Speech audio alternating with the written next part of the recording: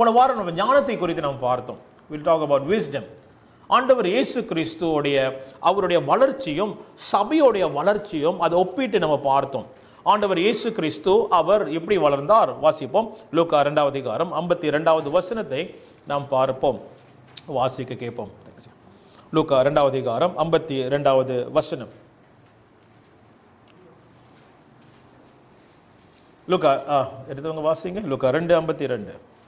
இயேசுவானவர் ஞானத்திலும் வளர்த்தியிலும் தேவ கிருபையிலும் மனுஷர் தயவிலும் அதிகமாய் அவர் விருத்தி அடைந்தார் என்று பார்த்தோம். அப்ப போன வாரம் நம்ம என்ன பார்த்தோம்? எப்படி ஆண்டவர் இயேசு கிறிஸ்து ஞானத்திலும் வளர்த்தியிலும் மனுஷ தயவிலும் தேவ கிருபையிலும் விருத்தி அடைந்தார் என்று பார்த்தது போல, அவர் வளர்ந்தது போல சபையும் புதிதாக அப்போஸ்தல சபை, நம்ம the book of Acts நம்ம பார்த்து வருகிறோம். we are looking at the book of Acts of the apostles. அப்ப அப்போஸ்தலருடைய நடவடிக்கை நம்ம பார்க்கும்போது அப்ப இந்த சபையும் புதிதாக வளர்ச்சிக்குள் வருகிறது. அப்ப எப்படி நம்ம ஒப்பிட்டு பார்க்கிறோம்? ஆண்டவர் இயேசு கிறிஸ்து எப்படி வளர்ந்தாரோ அதே போல திருச்சபையானது வளர வேண்டும் என்று நாம் அப்படியே parallel நம்ம பார்த்து கொண்டு வருகிறோம். ஆமென். சோ முதல் காரியம் நம்ம என்ன பார்த்தோம் என்றால் ஞானத்தை பார்த்தோம். ஆண்டவர் இயேசு கிறிஸ்து அவர் ஞானத்திலே வளர்ந்தார் என்று நம்ம பார்த்தோம். அப்படிதானே? அந்த ஞானமே என்ன ஞானம் என்றால் தேவனுடைய ஞானமாக இருக்கிறது. It is the knowledge about Jesus Christ. இயேசு கிறிஸ்துவை குறித்த ஞானமே பிரதான ஞானமாக இருக்கிறது. அந்த ஞானத்திலே சபை வளர வேண்டும் என்று நாம் பார்த்தோம். இந்த ஞானம் தான் சாலமோனுடைய மண்டபத்திலே யார் பேசுறா? பேதுரு பேசுகிறார் துணிகரமாக. பேதுரு பேசாதபடிக்கு கைபாஸ் என்ற பிரதான ஆசாரியன் தடுக்க பார்த்தான். அப்ப எல்லாம் இதெல்லாம் அப்போஸ்தலர் 5வது அதிகாரத்தில் முதல் பகுதி நம்ம பார்த்துட்டோம். இப்ப 2வது பகுதிக்கு நாம போக போறோம். அப்ப ஞானத்தை, தேவனுடைய ஞானம் புறப்பட்டு போகாதபடி சத்ருவானவன் அநேக தடைகள் செய்வான். அதே போல நம்ம வாழ்க்கையில இயேசு கிறிஸ்துவோட ஞானம் நம் வாழ்க்கையில வளராதபடி சத்ருவானவன் நம் வாழ்க்கையில தடை செய்வான். ஆமென். இன்னைக்கு காஸ் அங்கங்க காஸ் எடுக்கிறோம், அங்கங்க தெரியுமா போயிட்டு நம்ம இதை கற்றுக்கிறோம். தெரிலனா எப்படி அந்த புளிச்சக்கீரை போட்டு நான் செய்யறதுன்னு சொல்லி கஷ்டப்பட்டு நம்ம அல்லேலூயா கேட்குறோம். நம்ம தெரியுங்களா? சரி அப்போ சொல்லிட்டு சார் கரெக்டாக சொன்னேன், புளிச்சக்கீரை தானே சொல்லுவாங்க. அப்போ எப்படி செய்யறது? ஒருத்தர் கேட்டு கீரை கறி எப்படி செய்யறீங்க சிஸ்டர்? ஸ்டாப் பண்ணுதா? கச்சாவ் பண்ணுதா? ஓகே சரி. ஸோ அப்போ இப்படிப்பட்ட ஞானம் எனக்கு வேணும்னு சொல்லி நம்ம தேடி போகிறோம். நம்மளோட வேலை இடத்துல கூட எனக்கு இன்னும் ஞானம் வேணும்னு சொல்லி தேடி போகிறோம். ஆனால் கிறிஸ்துவின் ஞானத்திலே நாம் வளர வேண்டும் என்று மிகவும் அவசியமாக இருக்கிறது. ஏன் தெரியுங்களா? கிறிஸ்துவின் ஞானம் இல்லாவிட்டால் we can miss the boat. நம்ம போட்டை மிஸ் பண்ணுற வாய்ப்புகள் இருக்குது. போட்டை ஒரு காலத்தில் மிஸ் பண்ணாங்க நிறைய பேர். என்ன போட் தெரியுங்களா? அந்த போட் தான் நோவாவுடைய பேழை. they miss the boat. ஏன் தெரியுங்களா? ஞானம் இல்லாதவர்கள், தேவனுடைய ஞானம் அறிவு இல்லாத போது நம்ம போட்டை மிஸ் பண்ணிடுவோம். இன்னைக்கு நம்மளுக்கு பெரிய போட்டும் திருப்பியும் ஆண்டவர் செய்து கொண்டு வருகிறார். அந்த போட் நம்ம மிஸ் பண்ணக்கூடாது. அந்த போட் தான் ஆண்டவர் சபையின் போட்டாக வச்சிருக்கிறாரு. அல்லேலூயா. அப்ப அந்த சபையின் போட்ல எல்லாரும் நம்ம இருக்கும்போது தேவனுடைய வார்த்தை பேசப்படும். அந்த போட்ல சிற்சிப்பு கண்டிதல் சிற்சிப்பு கரெக்ஷன் நடக்கும். அந்த போர்டில் டீச்சிங் நடக்கும். அந்த போர்டில் தெரியுங்களா இன்ஸ்ட்ரக்ஷன் கொடுக்கப்படும். அந்த போர்டில் நம்ம வாழ்க்கை சரியாக நடத்தும்படி கர்த்தர் அழகாக நடத்துவார். ஆகையால் தேவ ஞானத்திலே வளர்றது மிக மிக முக்கியம். நீங்க இங்கெல்லாம் இருப்பது கர்த்தர் நிச்சயமாக விருப்பப்படுவார், அவர் சந்தோஷப்படுவார். ஏனென்றால் நீங்கள் அந்த போட்டில் நீங்க இருக்கிறீங்க. ஆனால் இன்றைக்கு 2வது பகுதி நம்ம பார்க்க போகிறோம். 2வது பகுதி என்னவென்றால் இயேசு கிறிஸ்து ஞானத்திலே வளர்ந்தார். அது மட்டுமல்ல, இன்னும் 2 காரியத்தில் வளர்ந்தார் என்று போட்டிருக்குது. வாசிப்போமா? 2:52 மீண்டுமாக. இயேசுவானவர் ஞானத்திலும் வளர்த்தியிலும் தேவ கிருபையிலும் மனுஷர் தயவிலும் விருத்தி அடைந்தார் என்ற வேதம் சொல்லுகிறது. இன்னைக்கு நான் படிக்கும் போது இயேசுவுக்கு மனுஷ தயவு தேவையா? எனக்கு ஒரு கேள்வி எழுந்துச்சு. உன்னதமான தேவனுக்கு, தேவகுமாரனுக்கு மனுஷ தயவு தேவையா அப்படின்னு சொல்லிட்டு ஒரு காரியம் எனக்குள்ள எழும்புனுச்சு. Does Jesus, the Son of God, need the favor of man? இன்னைக்கு சில பேர் தெரியுங்களா, வந்தா எனக்கு யாருமே தேவையில்லை, எனக்கு தெரியும் என்ன செய்யறதுன்னு அப்படின்னு சொல்லி சில பேர் சில நேரத்தை நம்ம சொல்லுவோம். ரைட்டா? நம்ம சொல்லுவோம். இன்னைக்கு இதுதான் நம்ம பார்க்க போகிறோம். ரொம்ப நம்ம மனுஷ தயவு நமக்கு தேவையா? தேவ கிருபை நமக்கு அவசியம் தேவையில்லை, அவசியம். We need the grace of God. Amen. Favor of God நம்மளுக்கு தேவை. அதை கொஞ்சம் பார்த்துட்டு நம்ம என்ன செய்ய போகிறோம்? மனுஷ தயவை நம்ம பார்க்க போகிறோம். இந்த ரெண்டு காரியமும் பாருங்க, இந்த தேவனுடைய கிருபையும் மனுஷ தயவும் வந்து கொண்டே இருக்கிறது. ஏன் இதை ஒப்பிட்டு அப்போஸ்தலர் உடைய அந்த இந்த பகுதி நம்ம பார்க்கிறோம்னா, ஏன்னா இதிலும் எழுதப்பட்டிருக்கிறது. வாசிங்க, 5வது அதிகாரத்தில் நம்ம இருக்கிறோம். we are in chapter 5. 5வது அதிகாரத்தில் நம்ம இருக்கிறோம்.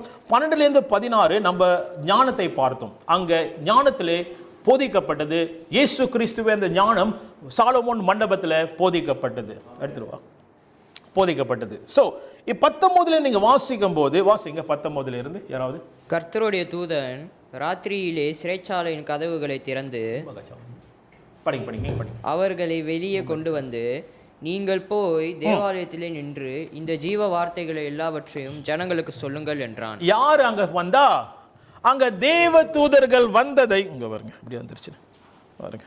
அங்க தேவ தூதர்கள் வந்ததை நாம் அங்க பார்க்கிறோம். அப்ப அங்க என்ன பார்க்கிறோம்? முதலாவதாக தேவனுடைய அங்க the favor of God, அப்பனா the grace of God, தேவனுடைய இடைப்படுதல் அந்த இடத்துல நம்ம பார்க்கிறோம். சரி, சொல்லி விட்டுருங்களாங்க. ஓகே, கொஞ்ச நேரங்க. இந்த கேஜெட்னா இப்படிதான், என்ன பண்றது? ஓகே, 19ல இருந்து திரும்பி வாசிங்க. கர்த்தருடைய தூதன் ராத்திரியிலே சிறைச்சாலையின் கதவுகளை திறந்து. அப்ப அவங்க சிறைச்சாலை போடப்பட்டாங்க. பேதுருவும் தெரியுங்களா, சீஷர்களும் சாலமோன் மண்டபத்தில் அவங்க வந்து தைரியமாக பலவந்தமாக பிரசங்கம் பண்ணும்போது அங்க என்ன நடந்துச்சுன்னா, அங்க வந்து சிறைச்சாலை போடப்பட்டார்கள். சிறைச்சாலை போடப்படும் போது தேவனுடைய கிருபை சிறைச்சாலைக்குள்ளே வந்தது. ஹல்லேலூயா. அப்ப தேவன் இடைப்படுகிறார். பாருங்க, நீங்க பிரசங்கத்தை கேட்கும் போது ரெண்டு முக்கியமான காரியம் நம்ம மைண்ட்ல நம்ம வச்சுக்குவோம். தேவனுடைய கிருபையும், the favor of God and the favor of man. அப்ப தேவனுடைய கிருபையும் அப்புறம் மனுஷ தயவும். தமிழ்ல கிருபை தயவு ஆக்சுவலி ஒண்ணுதான். ஏன்னா இங்கிலீஷ்ல என்ன போட்டிருக்கோம்? வாசிங்க இங்கிலீஷ்ல. 19வது வசனம். தூதர்கள் இடைப்பட்டார்கள் சிறைச்சாலை. சோ தேவனுடைய அங்க தயவு, அவருடைய கிருபை அந்த இடத்துல வந்தது. ஆனால் அது பிறகு இன்னொரு காரியம், ரெண்டு காரியம் சொன்னேன். ஒன்னது என்னது? தேவனுடைய கிருபையும், இன்னொன்னு மனுஷ தயவு. அங்க மனுஷ தயவும் அங்க வந்தது. தொடர்ந்து வாசிங்க. இப்ப முதல் தேவ கிருபை உங்களுக்கு காமிச்சேன். எங்கன்னா தூதர்கள் அந்த இடத்துல வந்தது, தேவனுடைய இடைப்படுதல் அங்க பார்க்கிறோம். ரைட்டா? சோ ரெண்டு காரியம் வந்து கொண்டே இருக்கிறது, நீங்க பார்த்து கொண்டே வருவீங்க. ஒன்றாவது தேவதூதர் இடைப்படுதல், அப்புறம் தேவனுடைய தயவு அந்த இடத்துல, கிருபை அந்த இடத்துல வருகிறது அப்போஸ்தலருடைய அவங்களுடைய அந்த மூவ்மெண்ட்ல, அசைவுல. அடுத்தது வாசிங்க தொடர்ந்து. நீங்கள் போய் தேவாலயத்திலே நின்று இந்த ஜீவ வார்த்தைகளை எல்லாவற்றையும் ஜனங்களுக்கு சொல்லுங்கள் என்றான். சொல்லுங்கள். அப்புறம் என்ன செய்றாங்க? திருப்பி போறாங்க. அப்ப பாக்குறாங்க, நான் கதை சுருக்கமா நான் சொல்லிடுறேன், நீங்க முதல்ல படிச்சிருப்பீங்க. அப்ப என்னன்னா வந்து பாக்குறாங்க, திருப்பி மண்டபத்தில் பேசிட்டு இருக்காங்க. என்னடா அது, எப்படி வெளியே வந்தாங்க அப்படின்னு சொல்லி வேலை ஆட்கள் அங்க உள்ள அந்த சர்வன்ட்ஸ் வந்து போயிட்டு ஆசாரியன் பார்த்து சொல்றாங்க, நம்ம அடிச்சு வச்சிருந்தோம், திருப்பி பேசிட்டு இருக்காங்க இவங்கன்னு சொல்லிட்டு. அப்ப என்ன சொல்றாங்க? மீண்டுமாக இவர் வரவழைத்து எல்லாம் பேசுவாங்க. அங்க கைபாஸ் அங்க எல்லாம் தெரியுங்களா, ஆசாரியங்களாம் பேசுவாங்க. நீ எப்படி வந்து நீ பேச முடியும் அப்படி சொல்லிட்டு கடைசியில ஒரு பர்சன், ஒரு நபர் அந்த இடத்துல பேசுவார். இங்க தான் வந்து ஹைலைட்டே இருக்குது. 40வது வசனம் வாசிப்போமா? 40வது வசனம். அப்பொழுது அவர்கள் அவனுடைய யோசனைக்கு உடன்பட்டு அப்போஸ்தலரை வரவழைத்து அடித்து இயேசுவின் நாமத்தை குறித்து பேசக்கூடாது என்று கட்டளையிட்டு அவர்களை விடுதலை ஆக்கினார்கள். ஓ, அதுக்கு மேல வாசிங்க, அதுக்கு மேல வாசிங்க. கமாலியேல் இருந்து வாசிங்க. 34 இருந்து வாசிங்க. அப்பொழுது சகல ஜனங்களாலும் கனம் பெற்ற நியாய சாஸ்திரியாகிய கமாலியேல். இந்த பர்சன் யார் தெரியுங்களா? கமாலியேல். கமாலியோட ஷீடர் தான் பவுல். பவுலுடைய குரு பேசுறாரு. ஏன்னா அவரும் அதுல இருக்கிற அந்த கூட்டத்தை கூட இருக்கிறாரு. சோ கமாலியேல் எல்லாரும் வந்து தெரியுங்களா, அட்டிங்க போடுங்க, தெரியுங்களா, நிப்பாட்டுங்க அப்படின்னு சொல்லும் போது கமாலியேல் தெரியுங்களா, ஞானவான், நல்ல வாத்தியர், ஆசாரியர். அவர் சில காரியம் பேசுறாங்க பாருங்க, எல்லாம் குவைட்டா இருங்கன்னு சொல்லி கமாலியேல் பேசுகிறார். வாசிங்க என்ன பேசுகிறாருன்னு. ஒரு பரிசேயன் ஆலோசனை சங்கத்தில் எழுந்திருந்து அப்போஸ்தலரை சற்று நேரம் வெளியே கொண்டு போக சொல்லி சங்கத்தாரை நோக்கி இஸ்ரவேலரே, இந்த மனுஷனுக்கு நீங்கள் செய்ய போகிறதை குறித்து எச்சரிக்கையாயிருங்கள். ஏனென்றால் இந்நாட்களுக்கு முன்னே தெயுதாஸ் என்பவன் எழும்பி தன்னை ஒரு பெரியவனாக பாராட்டினான். ஏறக்குறைய 400 பேர் அவனை சேர்ந்தார்கள். அவன் மடிந்து போனான். அவனை நம்பின அனைவரும் சிதறி அவமாய் போனார்கள். அப்ப இப்படிப்பட்ட ஒரு பர்சன் எழும்பினான். பாருங்க, இவங்களும் எழும்புறாங்க. ஆனா தியோடாஸ் என்ற ஒரு மனுஷன் அவனும் எழும்பினா, அவன் என்ன ஆச்சுன்னா, அவன் எப்படி போனான்? வேதம் போட்டிருக்குது, மடிந்து போனான். அப்ப அவன் எழும்புனா, அவன் மடிந்து போனான். அப்ப இப்ப கமேலியல் இவரை குறித்து என்ன பேசுறார்? யாரு? இந்த அப்போஸ்தலருடைய அசைவை குறித்து என்ன பேசுகிறார்? வாசிங்க தொடர்ந்து. அவனுக்கு பின்பு குடிமதிப்பின் நாட்களிலே கலிலேயனாகிய யூதாஸ் என்பவன் எழும்பி தன்னை பின்பற்றும்படி அநேக ஜனங்களை இழுத்தான். அவனும் அழிந்து போனான். அவனை நம்பியிருந்த அனைவரும் சிதறடிக்கப்பட்டார்கள். இப்பொழுது நான் உங்களுக்கு சொல்லிக்கிறது என்னவென்றால் இந்த மனுஷருக்கு ஒன்று செய்யாமல் கமலியல் ஞானவான் அழகாக பேசுறார். இந்த மனுஷனுக்கு ஒண்ணு செஞ்சிராதீங்க. வாசிங்க. இவர்களை விட்டுவிடுங்கள். இந்த யோசனையும் இந்த கிரியையும் மனுஷரால் உண்டாயிருந்ததானால் ஒழிந்து போம். ஆமென். இந்த கிரியை மனுஷனால் வந்துருச்சுன்னா இது ஒழிஞ்சு போயிடும், இது நிக்காது. ஆமென். இது நிறைய வாட்டி நம்மளும் சொல்லிட்டு இருக்கோம். மனுஷனால் ஏற்படுத்தின காரியம் அது நிக்காது, அது போயிடும். ஆமென். ஆனாலும் தேவனால், வாசிங்க, தேவனால் உண்டாயிருந்ததே ஆனால், தேவனால் உண்டாயிருந்தானால் அதை ஒழித்து விட உங்களால் கூடாது. ஞானவான் பேசுகிறார். கமாலியல் அழகா பேசுறாரு. இந்த தேவன் ஏற்படுத்தினா, if God initiated this thing, you cannot stop it சொல்றாரு. நீ நிறுத்த முடியாதுன்னு சொல்லி அழகாக கமாலியல் பேசுறாரு. தேவ பிள்ளைகளே, நாம் முதலாவதாக தூதருடைய இடைப்படுதல் நம்ம பார்த்தோம், தேவனுடைய கிருபை. இப்ப பேதுரு இவங்கெல்லாம் கேட்காத ஒரு மனுஷ தயவு உள்ளுக்கு கிரியை செய்து கொண்டு இருக்கிறது. அப்ப சபையுடைய வளர்ச்சியில பாத்தீங்கன்னா ரெண்டு முக்கியமான காரியங்கள், தேவ கிருபையும் மனுஷ தயவும் ஒன்றாக செயல்படுகிற அந்த வளர்ச்சியில செயல்படுகிறதை நம்ம அங்க பார்க்கலாம். அதே போல நம்மளோட வாழ்க்கை, சபையில சரி, நம்மளுடைய வாழ்க்கையிலும் சரி, நமக்கு தேவ கிருபையும் தேவை, மனுஷ தயவும் தேவை. We need the favor of man. நீங்க கேட்கும் போது சொல்லலாம், என்ன பாஸ்டர் மனுஷ தயவை பத்தி பேசிட்டு இருக்கீங்க? இது தேவனுடைய வார்த்தை. இயேசு கிறிஸ்துவும் மனுஷ தயவிலே விருத்தி அடைந்தார் என்று எழுதப்பட்டிருக்கிறது. ஆமென். சோ ஒரு வித்தியாசமான காரியம். ஆண்டவர் கொடுத்த ரெண்டு பிரதான கற்பனை. என்ன கற்பனை அவர் கொடுத்தார்? உன் தேவனாய் கர்த்தரை உன் முழு உள்ளத்தோடும், முழு ஆத்மாவோடும், முழு சிந்தையோடும் நீ அன்பு கூர்வாயாக. அப்ப என்னது? தேவனை குறித்து. இரண்டாவது, உன்னை நேசிக்கிறது போல பிறர் நேசி. எதை குறிக்கிறது? மனுஷனை குறிக்கிறது. It talks about man. பாருங்க, ரெண்டு காரியமும் இருக்குது. ஆண்டவர் இயேசு கிறிஸ்து இந்த காஸ்பல் நீங்க பாத்தீங்கன்னா, சுவிசேஷத்தை பாத்தீங்கன்னா, மேத்யூ, மார்க், லூக், யோவான் எதை குறிக்கிறது? ஆண்டவர் இயேசு கிறிஸ்துவை குறிக்கிறது. ஆனா அப்போஸ்தலர் நடவடிக்கை பார்க்கும்போது யாரை குறிக்கிறது? அப்போஸ்தலரின் நடவடிக்கைகள். அப்ப அப்போஸ்தலர் எடுத்து போகிறார்கள். அப்ப தேவனுடைய கிரியை நம்ம பார்க்கிறோம், மனுஷனுடைய கிரியை அடுத்தது நம்ம பார்க்கிறோம். ரெண்டும் தேவை. ஆண்டவர் இயேசு கிறிஸ்து கிரியை செய்தார், 3 வருஷமாக அவர் கற்றுக் கொடுத்தார். அடுத்தது கிரியை செய்தது மனிதர்கள், அப்போஸ்தலர்கள். இன்ன வரைக்கும் இந்த பூமியிலே கிரியை செய்கிறது யாரு? சொல்றது கஷ்டமா இருக்கு. அவ்வளவு தாழ்மையா எல்லாத்துக்கும்? யாரு கிரியை செய்ய வேண்டும் இந்த பூமியில? நம்ம தான் செய்ய வேண்டும். ஆனாலும் சிறந்த ஒரு சத்தியம் என்ன தெரியுங்களா? ஒன் பியூட்டிஃபுல் ட்ரூத் என்ன தெரியுங்களா? இயேசு கிறிஸ்துவே, உங்களுக்கு சொல்லியிருக்கிறேன் முதல் பிரசங்கத்தில், இயேசு கிறிஸ்துவே அந்த ஞானமாக இருக்கிறார். Jesus is the wisdom. நவ இந்த ரெண்டு பகுதியிலே இயேசு கிறிஸ்துவே தேவனுடைய தயவாய் இருக்கிறார். He is the favor of God. ஏன் தெரியுங்களா? He is the son of God. And he is the favor of man because he is the son of man. அவரே மனுஷ தயவாய் இருக்கிறார். இந்த பூமியில இயேசு கிறிஸ்து வரும்போது தேவனுடைய கிருபை அவர்கிட்ட இருந்து வந்தது, தேவனுடைய மனுஷ தயவும் அவர்கிட்ட இருந்து வந்தது. இப்பொழுது அவர் பூமியில் இருக்கும்போது, அல்லேலூயா, விசேஷமான ஒரு காரியமாக இருக்கிறது தேவ பிள்ளைகளே. ஆகையால் நம்முடைய வாழ்க்கையிலே தேவ கிருபை மிக மிக முக்கியமாக இருக்கிறது. As I said, number 1, முதல் காரியம் தேவனுடைய கிருபை நமக்கு எல்லாருக்கும் அவசியம். தேவன் இல்லாமல் நம்ம வாழ முடியாது. நோவாவை நம்ம பார்த்தோம், சொன்ன நோவாவை பற்றி. நோவா அந்த காலத்தில் தேவனுடைய கண்களிலே கிருபை பெற்றான் என்று வேதம் சொல்லுகிறது.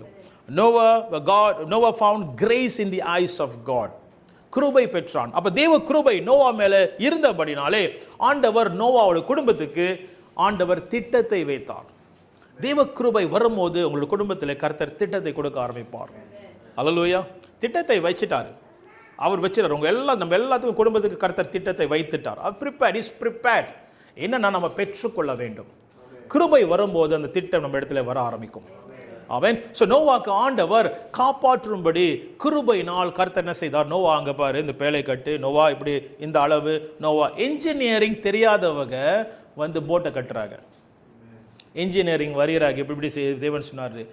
கட்டையை பற்றி மரத்தை பற்றி தெரியாதவங்க மரத்தை கொண்டு வராரு. ஜூலாஜிஸ்ட் படிக்காதவங்க, மிருகத்தை பற்றி தெரியாதவங்க 2 மிருகத்தை உள்ளக்கு அனுப்புறாங்க. கவனிச்சிங்களா? கிருபை வரும்போது கர்த்தர் அவர் கிருபையினால் நடத்துவார். அறியாததை தெரியாதே கர்த்தர் செய்ய கிருபை செய்வார். ஹல்லேலூயா.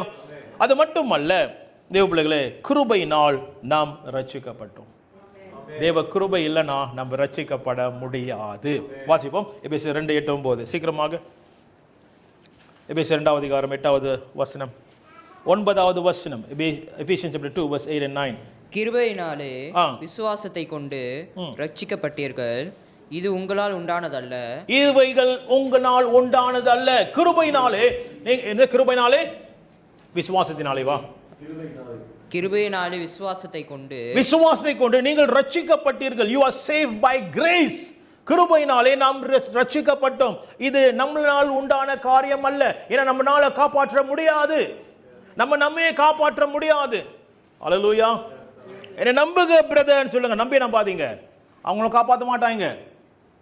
தேவனால் மட்டுமே காப்பாற்றப்பட முடியும். ஆமென். ஆகையால் ரட்சிப்பு நமக்கு கிடைச்ச இந்த ரட்சிப்பு, பரலோகத்துக்கு போகிற இந்த பாக்கியம் தேவனுடைய கிருபையினால் வந்த பாக்கியமாக இருக்கிறது. ஆமென். உலக ஜனங்களுக்கு இல்லை அந்த கிருபை, நமக்கு கர்த்தர் கொடுத்திருக்கிறார் அந்த கிருபை. ஹல்லேலூயா. வாசிங்க அடுத்தது. இது தேவனுடைய ஈவு. இது தேவனுடைய ஈவு. It's a gift of God. ஒருவரும் பெருமை பாராட்டாதபடிக்கு. யாருமே என்ன செய்யக்கூடாதான்? பெருமை பாராட்டக்கூடாது. என்னால வந்துச்சு தெரியுங்களா? பாஸ்டர்னால வந்துச்சு, லெவஸ் ஆஃப் காட்னால வந்துச்சு. யாருமே பெருமை பாராட்ட முடியவே முடியாது. ஹல்லேலூயா. கர்த்தர் ஒருவரே அவர் கிருபையினால் செய்கிற தேவனாகிறார். So we need the favor of God. அடுத்த காரியம், we need the favor of guidance of Holy Spirit. பரிசுத்த ஆவியுடைய தயவு வழிநடத்தல் நம்ம வாழ்க்கையில அந்த கிருபை நமக்கு அவசியமாக இருக்கிறது. ஹல்லேலூயா. ஆமென். எல்லாம் ஃபாலோ பண்றீங்களா notes? We need the favor of guidance of the Holy Spirit. அப்ப அவருடைய தயவு, பரிசுத்த ஆவியின் வழிநடத்தலுடைய தயவு நம்ம வாழ்க்கையில மிக மிக அவசியமா இருக்கிறது. ஏன் தெரியுங்களா? ஆவியானவர் தான் நமக்கு சதா காலம் கூட இருக்கும்படிக்கு அருளப்பட்டார். அப்ப கடைசி மட்டும் நம்மளை சேர்க்கிறவர் அவர்தான். யாரு? பரிசுத்த ஆவியானவர் தான். அப்ப அவரை சார்ந்து இருக்க வேண்டும். ஆகையால் இந்த கிருபை இல்லாவிட்டால் நம்ம போட்டை மிஸ் பண்றதுக்கு வாய்ப்புகள் இருக்கிறது. ஆமென். அப்ப ஆவியை நம்ம சார்ந்து இருக்க வேண்டும். இனி கூட நீங்க கேட்டுக்கொண்டிருக்கிற அந்த வேலையில கூட நமக்குள்ள நம்மளோட ஆவி பேசிக்கொண்டே இருக்க வேண்டும். ஆவியானவரே எனக்கு என்ன சொல்றீங்கப்பா, என்கிட்ட என்ன பேசுறீங்கப்பா, ஆவியானவரே எங்க என்ன நடத்துறீங்க ஆவியானவரே. ஆமென். ஒரு பிரசங்கம் வரலாம், ஒரு வார்த்தை வரலாம், ஆனால் கர்த்தர் பலவிதமாக உங்களுக்கு ஏற்ற மாதிரி கர்த்தர் பேசுவார்.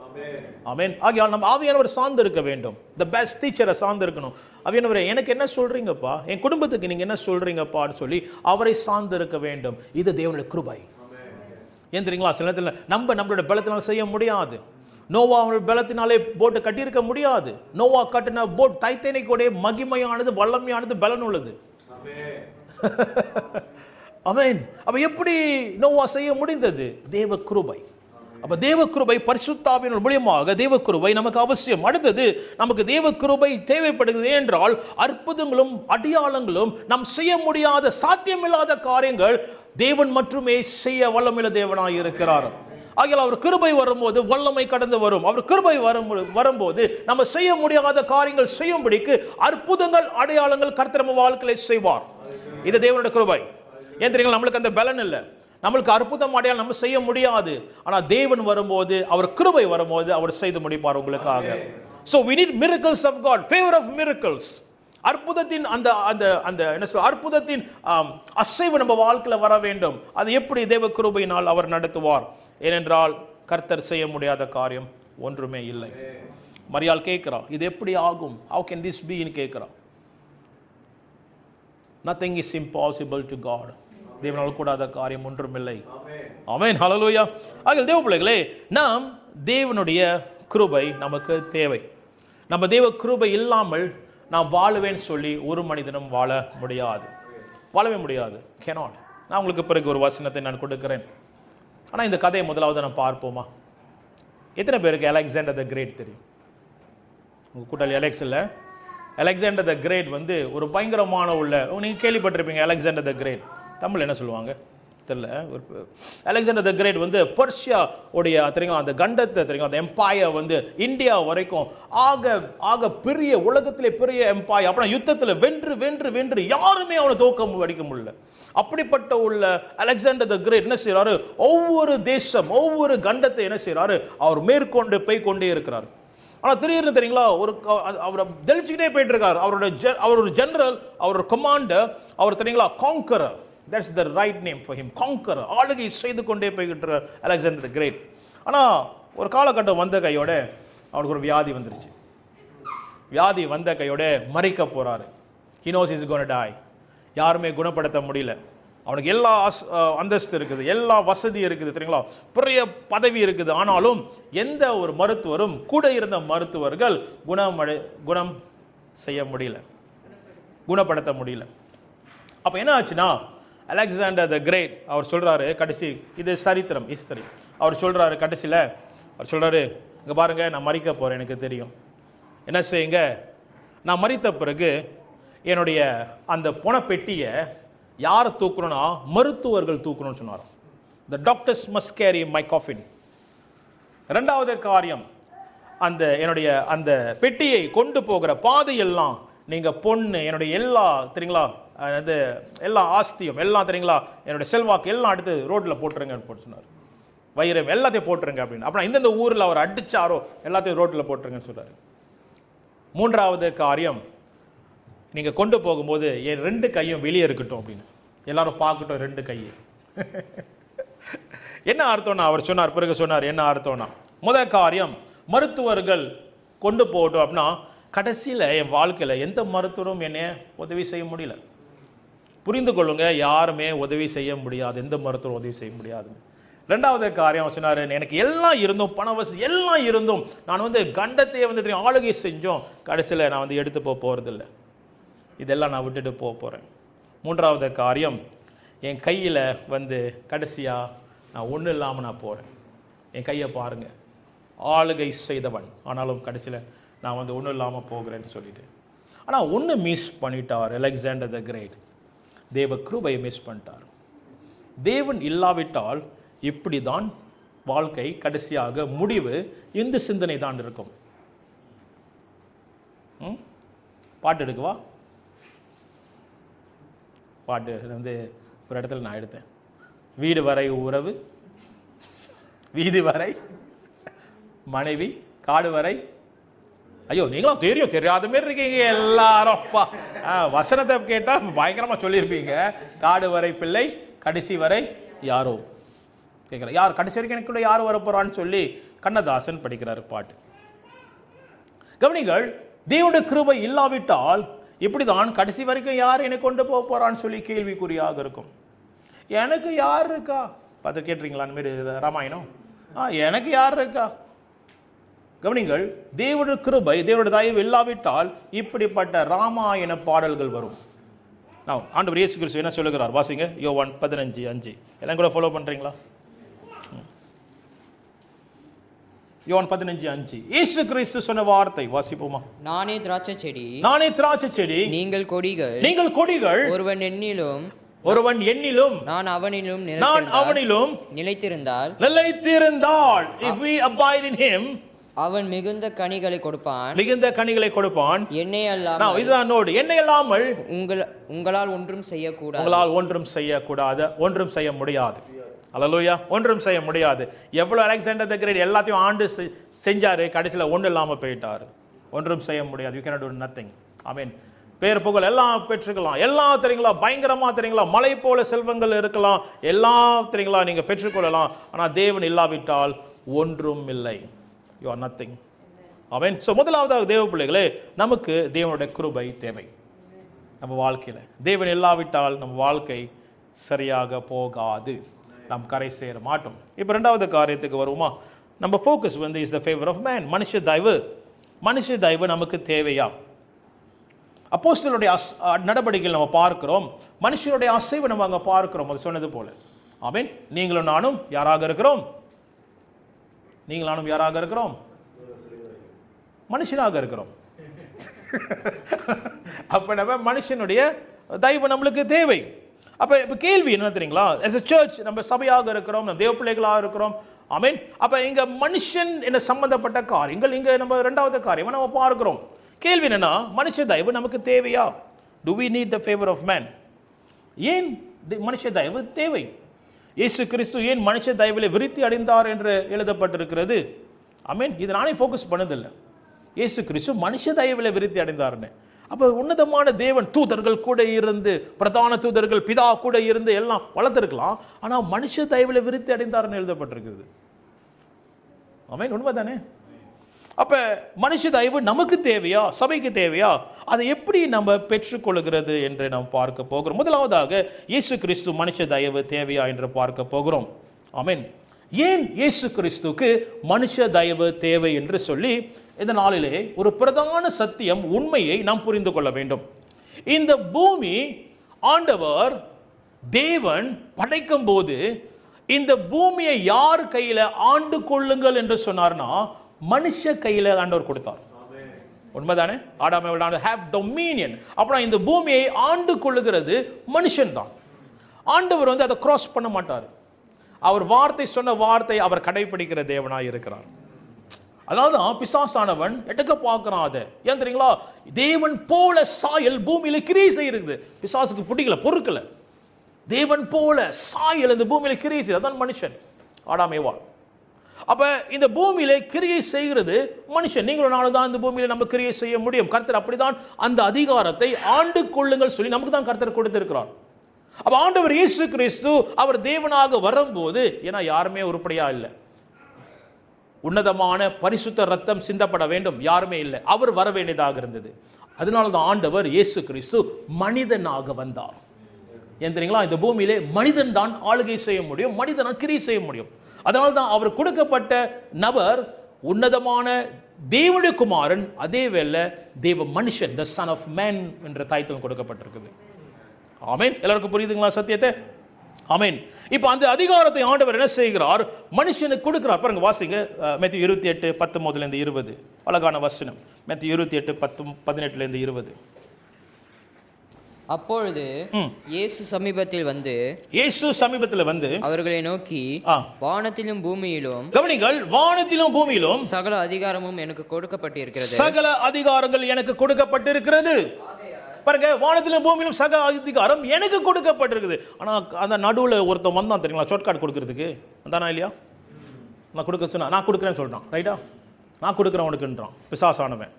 பாருங்க, ஆண்டவர் எல்லாத்தையும் முடிந்த பிறகு சீடர்களை அனுப்ப போறாருங்க, கமிஷன் பண்றாரு. கடைசியில் மத்தேயு 28 சகல அதிகாரம் எனக்கு கொடுக்கப்பட்டிருக்கிறது சொல்லி ஆண்டவர் என்ன சொல்றாரு? ஆண்டவர் இயேசு கிறிஸ்து, வாசிங்க. ஆகையால் நீங்கள் புறப்பட்டு போய் சகல ஜாதிகளையும் சீஷராக்கி. ஆமென். இப்ப யார் புறப்பட்டு போறாங்க? சீடர்கள். நம்ப. அப்ப இந்த மூவ்மெண்ட் மனுஷ தயவு போகிறது யார் மூலியமாக? சபை நாசை மூலியமாக, உங்க மூலியமாக, என் மூலியமாக. அப்ப தேவ கிருபை வந்தது ஆண்டவர் இயேசு கிறிஸ்து. இப்ப மனுஷ தயவு புறப்பட்டு போகிறது. எல்லாரும் புரியுது என்ன சொல்ல வரேன்னு? ஆமென்.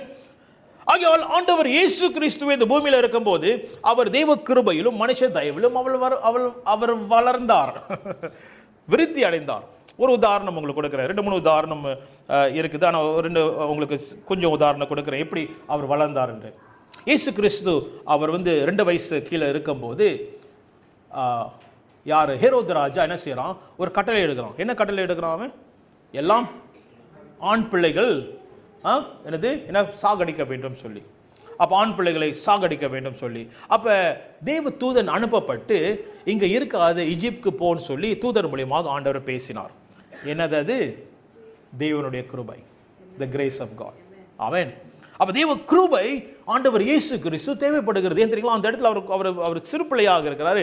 அந்த சிறுபிள்ளையாக இருக்கும்போது அவரால் மேற்கொள்ள முடியாது. ஆகையால் தேவ தூதர்கள் எகிப்துக்கு போக வேண்டும் சொல்லி அங்க தேவ கிருபை வந்தது. அப்ப மனுஷ தயவு எங்க? இயேசு கிறிஸ்துவுக்கு எங்க வந்தது? மரியாளும் யோசேப்பும் இயேசு கிறிஸ்து எடுத்து போறாங்க. மனுஷ தயவு. ஆண்டவர் இயேசு கிறிஸ்து தேவ கிருபையிலும் மனுஷ தயவிலும் விருத்தி அடைந்தார் என்ற வேதம் தெளிவாக அழகாக எழுதப்பட்டிருக்கு. அது மட்டுமல்ல, நிறைய இடத்துல நம்ம பார்க்கலாம், ஆண்டவர் இயேசு கிறிஸ்து சிலுவை சுமக்கும் போது அவர் சுமக்க முடியாததுனால ரோமர் அதிகாரிகள் என்ன சொல்றாங்க? யாரை கூப்பிடுறாங்க? சைரேனானிய சைமன் ஆஃப் சைரேன். நம்ம பார்த்தோம் இங்கிலீஷ் ஆராதனையில். சைமன் ஆஃப் சைரேன் அங்க இருக்கிறார். அவர் லிபியாவிலிருந்து வந்தவர், ஆப்பிரிக்காவிலிருந்து வந்தவர். பாஸ் ஓவர் அந்த பஸ்கா பண்டிகைக்கு வந்திருக்கிறாரு. அவனை சுமக்கும்படிக்கு அங்க சீமோன் அவர் இயேசு சிலுவை சுமக்கும்படி கர்த்தர் கிருபை செய்தார். ஆமென். இயேசு கிறிஸ்து அவர் சிலுவை சுமக்கிறதுக்கு மனுஷ தயவு அந்த இடத்துல வந்தது. ஆமென், ஹல்லேலூயா. எல்லாம் கூட இருக்கீங்களா? இயேசு கிறிஸ்து மரித்த பிறகு யாரோ தெரியுங்களா அங்க இருந்தா சீடர்கள்லாம் காணா போயிட்டாங்க. காணா போகும்போது ரெண்டு முக்கியமான நபர், இவங்களாம் பெரிய பிரபலமானவங்கல்ல, ஆனா அந்த இடத்துல அவங்க முக்கியமானவங்க. என்னன்னா யாருன்னா யோசேப் அரிமாத்தியா. யோசேப் அரிமாத்தியா பெரிய பணக்காரன். அவருக்கு வந்து நிலம் இருக்குது, அவருக்கு வந்து தெரியுங்களா கல்லறை இருக்குது, புது கல்லறை இருக்குது. அவர் என்ன செய்யறாரு, அவர் நேரா போயிட்டு தெரியுங்களா, நேரா போயிட்டு அதிகாரிட்ட கேட்கிறாரு, அந்த சடலத்தை எனக்கு கொடுங்கன்னு சொல்றாரு. ஏன் தெரியுங்களா, யாருமே அப்படி கேட்க முடியாது. சிலுவையிலே அறைந்தவர்கள் யாருமே அப்படி கேட்க முடியாது. இவருக்கு அந்த பட்டம் பதவி இருந்தனால நேரா போய் கேட்கிறாரு, அந்த சடலத்தை எனக்கு கொடுங்க அப்படின்னு சொல்லிட்டு. அது மட்டுமல்ல, பிரதர் நிக்கோ பேட்மேன் நிக்கடமஸ் என்ன செய்யறாருன்னா, அவர் வந்து என்ன பண்றாரு, இயேசு கிறிஸ்துடைய சடலத்துக்கு எல்லா விதமான ராஜரீக தெரியுங்களா எம்பால்மெண்ட், அந்த தைலத்தை தெரியுங்களா எல்லாம் பூசி அவர் வந்து ஒரு பெரிய ராஜாக்கு செய்யற தெரியுங்களா அந்த எம்பால்மெண்ட் இந்த பொன் வெள்ளி இதெல்லாம் போட்டு தெரியுங்களா செலவு பண்ணினார் இயேசுடைய சடலத்துக்கு. மனுஷ தயவு. சிறு இல்லாத நேரத்தில் இவர்கள் வந்தார்கள். கவனிங்க, எப்படி நம்ம சொல்லிக்கொண்டே போலாம். தேவ கிருபையும் மனுஷ தயவிலும் இயேசு கிறிஸ்து வளர்ந்தார் என்று நாம் அங்க பார்க்கிறோம். இப்ப ஆண்டவர் இயேசு கிறிஸ்து என்ன செய்கிறார், அப்ப இந்த தயவு என்ன செய்கிறார் பாருங்க, இந்த தேவ கிருபையும் மனுஷ தயவு நம்ம என்ன செய்கிறார், அவர் இப்ப என்ன செய்கிறார், தேவ கிருபை வந்தது இப்ப நமக்கு கொடுக்கிறார், சீடர்கள் கொடுக்கிறார், பாருங்க நீ எடுத்து போக வேண்டும் இப்ப. ஆமென், ஹல்லேலூயா. ஆமென், ஹல்லேலூயா. சோ நீங்களும் நானும் மனுஷ தயவும் தேவ கிருபையும் நமக்கு அவசியம். அப்ப மனுஷ தயவு எனக்கு தேவையில்லைன்னு சொல்ல முடியாது. முதல் தேவ கிருபை, இப்ப மனுஷ தயவு எனக்கு தேவையில்லை சொல்ல முடியாது. ஆண்டவர் இயேசு கிறிஸ்துவே மனுஷ தயவிலே விருத்தி அடைந்தார். நம்ம முதல் சில உதாரணங்கள் நம்ம பார்த்தோம். அப்ப நம்ம வாழ்க்கையில மனுஷ தயவு எனக்கு தேவையில்லை, நான் எப்படி நம்ம வாழலாம் என்று நம்ம சொல்லலாம், நம்ம பேசலாம். ஒரு கதை நீங்கள் கேட்டிருப்பீங்க. அந்த கதை, ஒரு பெண் இருந்தாலும், ஒரு வயசானவங்க இருந்தாங்களாம், தனியாக ஒரு வீட்டில் இருந்தாங்களாம். அவங்க வந்து ஜோம் பண்ணி ஆண்டவர் அற்புதம் பயங்கரமாக சுகப்படுத்தினாராம், பயங்கரம் தெரியுங்களா அற்புதம் செஞ்சாங்களா ஆண்டவர் செஞ்சாராம். அவங்க வாழ்க்கையில் பயங்கரமான காரியம் நடந்துருந்துச்சான். அப்போ அவங்களுக்குள்ள ஒரு பயங்கரமான வைராக்கியம், தேவன் என்னோட கூட இருக்கிறார், அல்லேலூயா, எனக்கு யாரும் தேவையில்லை, தேவன் மட்டுமே அப்படின்னு சொல்லி இருந்தாங்க. அல்லேலூயா, ஆமென். ஒரு நாள் வெள்ளம் வந்துச்சான், பெரும் மழை, பெரும் வெள்ளம் வரும்போது, அப்போ அந்த வெள்ளம் வரப்போது எல்லாத்தையும் அடிச்சுட்டு போக போகுதுன்னு சொல்லி ஒரு நபர் வந்தாராம். வந்துட்டு சொன்னாராம், அம்மா வெளியாயிருங்க, மழை வரப்போகுது, தேவன் என்னோடு கூட இருக்கிறார் மகனே. அல்லேலூயா. என்ன மழை என்ன வெள்ளம். அப்புறம் மழை வந்துருச்சு, வெள்ளம் ஏறும்போது ஏறிடுச்சு கொஞ்சம். அப்போ ரெஸ்கியூ வந்து போட் அனுப்புனாங்களாம். போட் அனுப்பும்போது இவங்க சொன்னாங்களாம், நான் வரமாட்டேன், தேவன் என்னை நடத்துவார், மழையை நெப்பாட்டுவார் பாருன்னு சொல்லிட்டு. ஏறிடுச்சு, இவங்க மேலே ரூஃபில் இருக்கிறாங்க. ஆண்டவரே என்னை காப்பாற்றும். ஹெலிகாப்டர் வருது, தேவன் வருவார், ரதத்தினால் கொண்டு போவார். சிஸ்டர் இல்லை சாரி, வயசானவங்க அங்கே மடிந்து போனார்கள். இது கதை தான். தூதர்கள் அவங்க மேலே போயிட்டாங்களாம். மேலே போன கையோட ஆண்டவர், ஆண்டவரே என் ஆண்டவரே கைவிட்டீங்க, உங்களை நம்பினேன் மகளே. ஒரு நபரை அனுப்புனேன், ரெண்டாவது போட்டை அனுப்புனேன், மூணாவது ஹெலிகாப்டரே அனுப்புனேன், ஏம்மா நீ ஏறல. இதுதான் மனுஷ தயவு. எல்லாரும் புரியுது என்ன சொல்கிறேன்னு? தேவ கிருபையும் தேவை, மனுஷ தயவும் நமக்கு தேவை. ஆமென், ஹல்லேலூயா. ஆகையால் மனுஷ தயவு எப்படி வேலை செய்யும்? இப்போ மனுஷ தயவு நம்ம பார்ப்போம். மனுஷ தயவு எப்படி நம்ம பெற்றுக்கொள்ள போகிறோம்? சில கஷ்டமா இருக்கு, எனக்கு மனுஷ தயவு தேவைன்னு சொல்லி பொறுமையாக நம்ம இருப்போம். எப்படி நம்ம பெற்றுக்கொள்ள போகிறோம் மனுஷ தயவு? இது எப்படி வரும் என்று 3 காரியத்தை உங்கள் மத்தியிலே நான் பகிர்ந்து கொள்ள போகிறேன். இன்னைக்கு 1வது காரியம் நம்ம பார்ப்போம். அப்போ இந்த சீரீஸ் போவோம். How to receive the favour of man.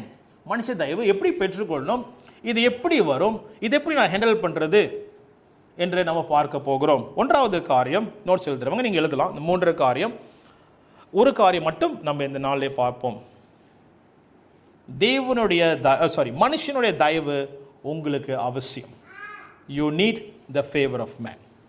Amen. 1வது காரியம், மனுஷனுடைய தயவு உங்களுக்கு எனக்கு அவசியம். You need the favour of man. Amen, hallelujah. கொஞ்சம் கஷ்டமா இருக்குதா கேட்கறதுக்கு? நான் தேவனோடு கூட தான் இருப்பேன்னு சொன்னீங்கன்னா ஹெலிகாப்டர் கதை தான். சரிங்களா? ஓகே. 2வது காரியம், சில நேரத்தில் மனுஷ தயவு உங்களை விட்டு போயிடும். அந்த சூழ்நிலை நீங்கள் என்ன செய்ய போகிறீங்க? when there is no favor of man, what are you going to do? நீங்கள் என்ன செய்ய போகிறீங்க? ஓகே, சரிங்களா? எழுதிட்டீங்களா? you will be without the favor of man. மூன்றாவது காரியம்,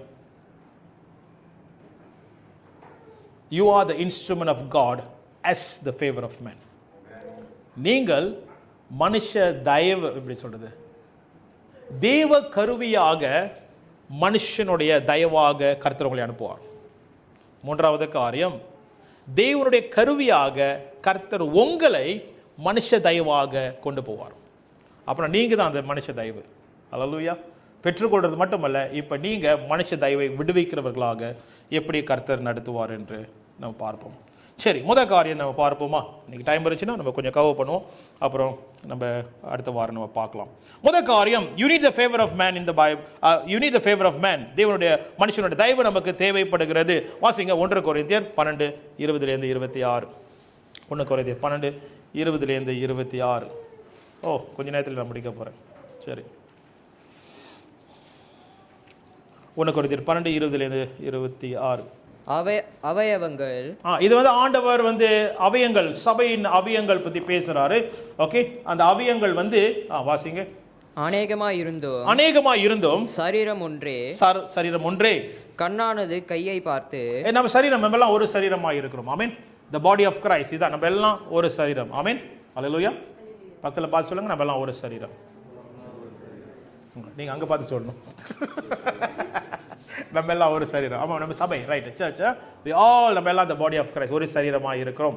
ஓகேங்களா? அது சொல்லி நம்ம இது கேட்போமே. வாசிங்க. கண்ணானது கையை பார்த்து, நீ எனக்கு வேண்டுவதில்லை என்றும், உனக்கு தேவையில்லைன்னு சொல்லக்கூடாது. தலையானது கால்களை நோக்கி, நீங்கள் எனக்கு வேண்டுவதில்லை என்றும் சொல்லக்கூடாது. சரீர அவயவங்களில் பலவீனமுள்ள வைகளாய் காணப்படுகிறவர்களாய் மிகவும் வேண்டியவர்களாய் இருக்கிறது. நீங்க தேவையில்லைன்னு சொல்ற காரியம், நபர்கள் உங்களுக்கு வேண்டியவர்களாக இருக்கும்படி கர்த்தர் கொண்டு வருவார். யாரு தேவையில்லைன்னு சொல்றோமோ கர்த்தர் வந்து கொண்டு வருவார். ஒரு முக்கியமான பிரின்சிபல் இந்த ஃபேவர் ஆஃப் மேனை புரிஞ்சு கொள்ளுங்க. இங்க பாருங்க, முக்கியமான the main தலைப்பு இந்த ஃபேவர் ஆஃப் மேன்ல, God takes you to depend upon the favor of man to humble you. ஆண்டவர் மனுஷ தயவுக்கு எது கொண்டு போவார்னா, நம்மளை தாழ்த்தப்படுத்தும்படி கர்த்தர் கொண்டு போவார். ஏன் தெரியுங்களா? எனக்கு யார் தயவும் தேவைன்னு இல்லைன்னு சொல்லும் போது அப்புறம் நம்ம பெருமையில வாழ்ந்து கொண்டு இருப்போம். கர்த்தர் தாழ்த்தி கொண்டு போவார். இங்க பாருப்பா, உனக்கு மனுஷ தயவு தேவை, உனக்கு தேவை. சிலத்தில் நம்ம வந்து கொஞ்சம் பயங்கரமா நம்ம இருப்போம், கொஞ்சம் நிக்க பார்ப்போம் நம்ம.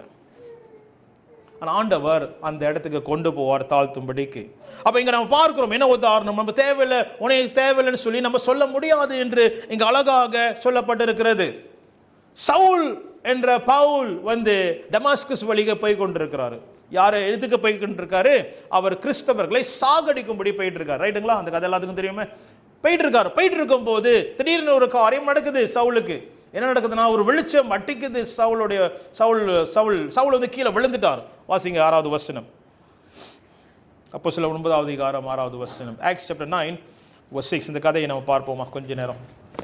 அவன் பிரயாணமாய் போய் தமஸ்குவுக்கு சமீபத்த போது சடிதியிலே வானத்திலிருந்து ஒரு ஒளி ஒரு ஒளி வந்து அவனை சுற்றி பிரகாசித்தது. அவன் தரையிலே விழுந்தான். அப்பொழுது சவுலே, நீ என்னை ஏன் துன்பப்படுத்துகிறாய் என்று தன்னுடனே சொல்லுகிற ஒரு சத்தத்தை கேட்டான். அப்ப இங்க ஆண்டவர் இயேசு கிறிஸ்து என்ன செய்யறார்? எடைப்படுகிறார். ஒரு வெளிச்சம் அவன் மேல பட்டது, சவுல் மேல பட்டு அவன் தரையிலே விழுந்தான் என்று வேதம் சொல்லுகிறது. சில நேரத்தில் தரையில விழுந்தாதான் சில பேர் மனம் திரும்புவாங்க. சமத்துல தெரியுங்களா, விழுந்தாதான் வந்து தெரியுங்களா அங்க விழிப்பு வரும். நல்லா இருக்குது. வாசிங்க. அதற்கு அவன், ஆண்டவரே ஆண்டவரே நீர் யார் என்றான். அதற்கு கர்த்தர், நீ துன்பப்படுத்துகிற இயேசு நானே. நீ துன்பப்படுத்துகிற இயேசு நானே என்று ஆண்டவர் அங்க இன்ட்ரோடியூஸ் பண்றார். நாதாப்பா இயேசு கிறிஸ்து, நீ துன்பப்படுத்தல நாதான் சொல்லி. தேவ பிள்ளைகளே, இதனால சவுல் கடந்து போகும்போது, டமாஸ்கஸ்க்கு போகும்போது, தன் பொறுமையிலே, தன்னுடைய சொந்த வழிகளிலே, என்னுடைய வழி பாரு, நான் என்ன செய்யறேன், கிறிஸ்தவர்கள் சாவடிக்கிறேன் பாரு, யார் யார் இயேசுவை பின்பற்றாங்க சாவடிக்கிறேன் பாரு சொல்லி அவன் போய் கொண்டு இருக்கிற வேளையில தேவ கிருபை இடைப்பட்டது. The grace of God came upon Paul. வந்தது. அதுதான் அந்த லைட். நான் இயேசு கிறிஸ்து. ஆகையால் முதல் இடைப்படுதல் சவுலோட வாழ்க்கையில தெரியுங்களா வந்துச்சு, தேவ கிருபை வந்தது. ஆண்டவர் இயேசு கிறிஸ்து இடைப்பட்டார். இடைப்படும் போது அடுத்தது என்ன நடந்துச்சு வாசிங்க. அவர் என்ன சொல்கிறார், அதுல இருந்து வாசிங்க. முள்ளில் உதைக்கிறது உனக்கு கடினமாம் என்றார். அவன் நடுங்கி திகைத்து ஆண்டவரே நான் என்ன செய்ய வேண்டும் என்று சித்தமாய் இருக்கிறது கேட்கிறார். உங்க சித்தம் என்னன்னு கேட்கிறார். இதான் நான் நிறைய வாட்டி சொல்லி இருக்கிறேன்.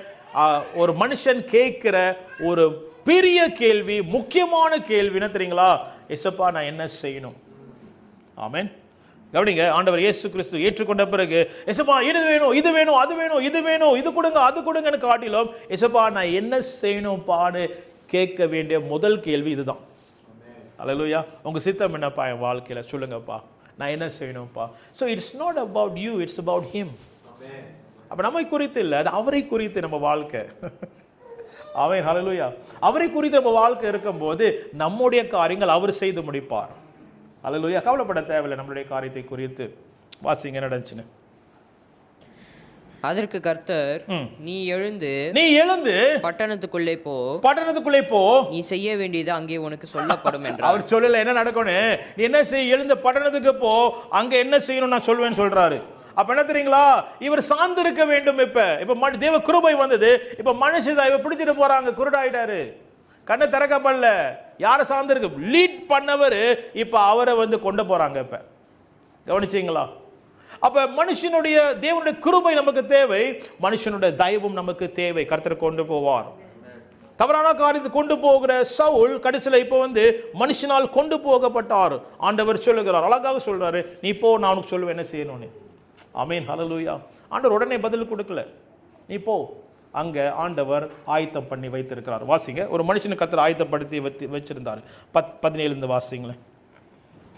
அப்பொழுது அனனியா போய், ஓகே, அதுக்கு முன்ன சரி, அது கீழே வாசிங்களேன். முதல்ல பகுதி அது கீழே வாசிங்க. வாசிச்சிங்களே, அது கீழே அப்படியே. அவனோட கூட பிரயாணம் பண்ணின மனுஷர்கள் சத்தத்தை கேட்டும் ஒருவரையும் காணாமல் பிரமித்து நின்றார்கள். சவுல் தரையில் இருந்து எழுந்து தன் கண்களை திறந்தபோது ஒருவரையும் காணவில்லை. அப்பொழுது கைலாகு கொடுத்து அவனை தமஸ்குவுக்கு கூட்டிக் கொண்டு போனார்கள். அவன் 3 நாள் பார்வை இல்லாதவனாய் 3 நாள் அவருக்கு பார்வை இல்ல, புசியாமலும் குடியாமலும் இருந்தான். ஓகே, 10வது வசனம். தமஸ்குவில அனனியா என்னும் பேருள்ள அனனியா.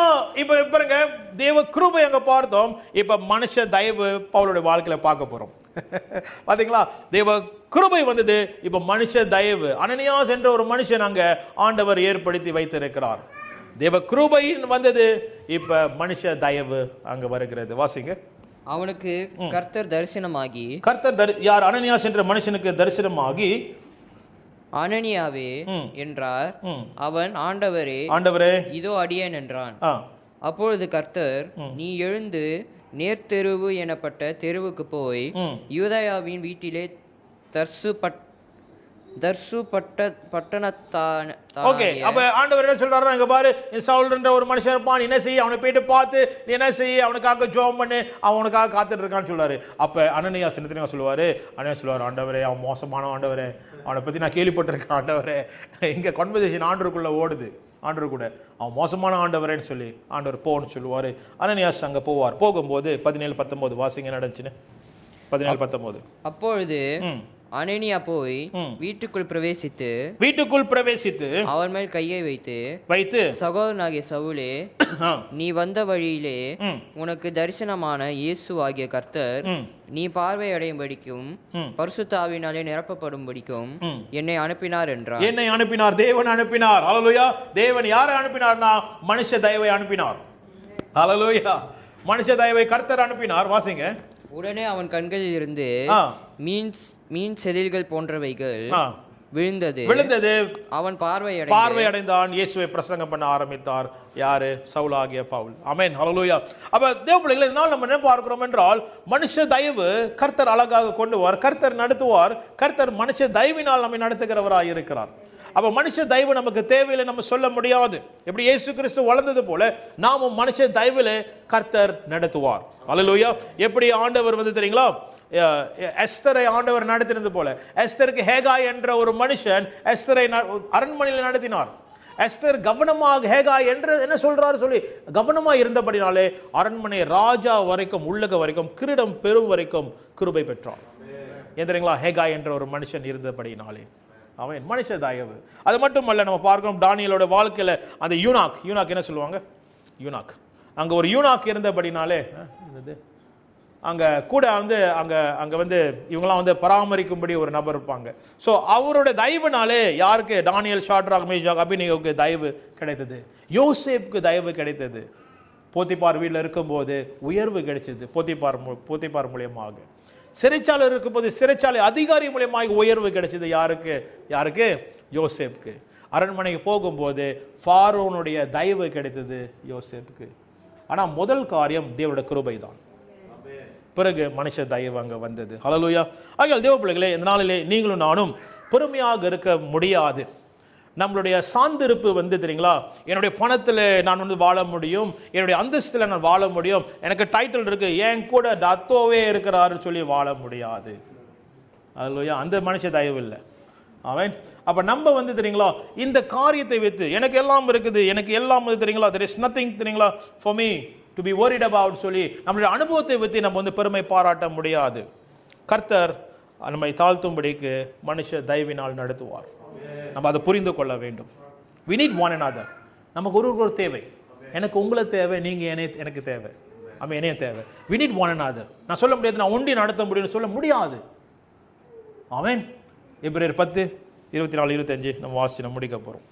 24-25 எபிரேயர் 10:24-25 எபிரேயர் 10:24-25 மேலும் அன்புக்கும் நற்கிரியைகளுக்கும் நாம் ஏவப்படும்படி ஒருவரை ஒருவர் கவனித்து சபை கூடி வருதலை சிலர் விட்டு விடுகிறது போல நாமும் விட்டு விடாமல் ஒருவருக்கொருவர் புத்தி சொல்ல கடுவோம். பாருங்க, ஒருவருக்கொருவர் புத்தி சொல்ல கடுவோம், ஒருவருக்கொரு உதவி செய்வோம், ஒருவர் தெரியுங்களா பலப்படுத்துவோம். பிரதர் பயப்படாதீங்க, சிஸ்டர் கவலைப்படாதீங்க, உங்களுக்காக ஜெபம் பண்றேன். ஆமென். ஒருவருக்கொரு புத்தி சொல்ல கடுவோம். இதுதான் மனுஷ தயவு. ஏனென்றால் வாசிங்க, நாளானது சமீபித்து வருகிறதை எவ்வளவாய் பார்க்கிறீர்களோ அவ்வளவாய் புத்தி சொல்ல வேண்டும். நாள் பயங்கரமாக போகுது. இப்பே நாள் பயங்கரமா இருக்குது. ஆமென். இப்போ மனுஷ தயவை காட்டிலும் இன்னொரு தயவு வெளிப்பாடா வருது. இன்னொரு தயவு வந்திருக்கு உங்க வாழ்க்கையில, வந்துருச்சு நம்ம வாழ்க்கையில. அந்த தயவு தான் AI. மனுஷ தயவு எனக்கு தேவையில்லை, AI எனக்கு எல்லாம் சொல்லும், AI எல்லாம் எனக்கு கற்றுக் கொடுக்கும். நான் AI தட்டுனாலே அது சொல்லும், இசைன்னு சொல்லிட்டு. சில பேர் ஏஐக்கு பேர்லாம் வைக்கிறாங்க, தேடி படி, சரிங்களா? எப்போ அடி வாங்க போகிறாங்க தெரியல. ஆனால் ஏஐ கீழே போட்டிருக்கோம், not every thing is correct போட்டிருக்கோம். கவனமாக இருக்கணும். ஏஐ போய் சொல்லும். நான் என் பாட்டு அந்த லிரிக்ஸ் வச்சுருந்தேன், லிரிக்ஸ் வச்சுட்டு நீ எனக்கு மியூசிக் செஞ்சு கொடுன்னு சொன்னேன். ஏஐ சொன்னிச்சு, அப்படியா, இது அழகான பாடு, பயங்கரமாக பில்டப் பண்ணுச்சு ஏஐ. இது பயங்கரமான பாடு, உனக்கு இங்கிலீஷ், உனக்கு மியூசிக் இங்கிலீஷும் ட்ரெடிஷ்னல் கலந்து வேணுமா, இப்படி எல்லாம் கேட்டு பில்டப் பண்ணி நானும் ஆர்வமாகி செஞ்சு கொடுக்குறேன்னு சொல்லி ராத்திரி ஆச்சு. அடுத்த நாள் ஆச்சு. அடுத்த நாள் கேட்டேன், செஞ்சியா இல்லையான்னு. ஓ நீ சொன்னல, மனுஷன் மாரியே பேசுது. அதனால தான் எல்லாம் சார்ந்து இருக்கிறாங்க அது மேலே. நீ சொன்னதானே, கடைசியாக சொல்கிறாங்க என்னால் செய்ய முடியாது, இன்னும் அந்த அளவுக்கு நான் வரலைன்றாங்க. நம்ம இதெல்லாம் வேணாம். தேவ கிருபையிலும் மனுஷ தயவிலும் நம்ம வாழுவோம், அதுவே போதும்.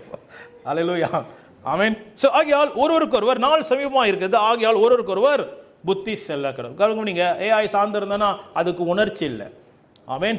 மனுஷனை தேவன கிருபையில் வாழும்போது, மனுஷ தயவில் வரும்போது மனுஷன் நம்ம பாருங்க ஒரு புத்தி சொல்ல கடங்க, இமோஷனல் ஃபீல் பண்ணிட்டு சொல்லுவாங்க. சகோதரர் சொல்லுவார், கவலைப்படாதீங்க பிரதர், கூட இருக்கிறேன், ஜெபம் பண்ணுறேன், ஆமென். அல்லேலூயா.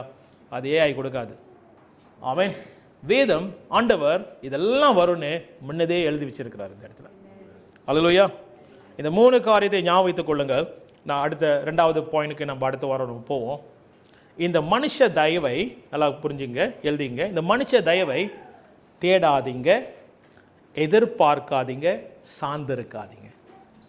நான் இவ்வளோ சொல்லி நான் இப்போ சொல்கிறேன் உங்கள்கிட்ட, மனுஷ தயவை தேடாதீங்க, எதிர்பார்க்காதீங்க, சார்ந்திருக்காதீங்க. Do not seek man's favor, do not expect man's favor, do not depend on man's favor. என்ன பாஸ்டர் எவ்வளோ சொல்லி கடைசியில் சப்புன்னு முடிக்கிறீங்களே. அடுத்த வாரம் இது குறித்து நம்ம தியானிப்போம். ஆமென்.